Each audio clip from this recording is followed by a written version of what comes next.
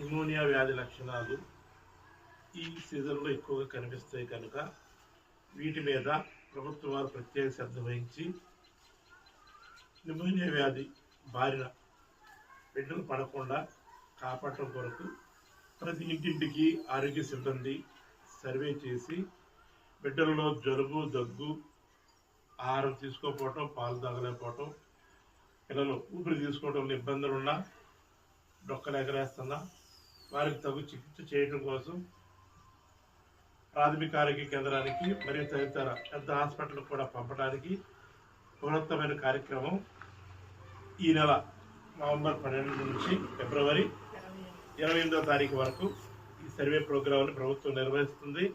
ఈ కార్యక్రమంలో మీ గృహాలకు వచ్చిన ఆరోగ్య సిబ్బందిని మీరందరూ కూడా అభ్యంతరం పెట్టకుండా మీ బిడ్డలకున్న ఈ వ్యాధి లక్షణాలు చిన్న చిన్న లక్షణాలే చాలా ప్రమాదకరం అవుతాయి.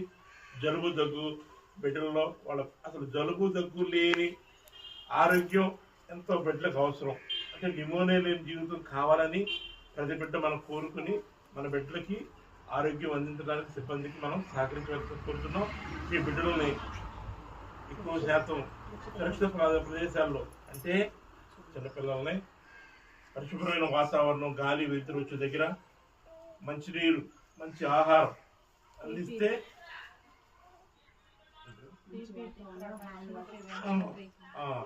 అంటే ముందు ప్రివెంట్, నివారణ, రక్షణ, ట్రీట్మెంట్ అంటే ఈ మూడు దీనిలో మిళితమై ఉన్నాయి. దానికోసం ఏం చేస్తున్నామంటే చిన్న బిడ్డల్లో 6 మాసాలకి నెల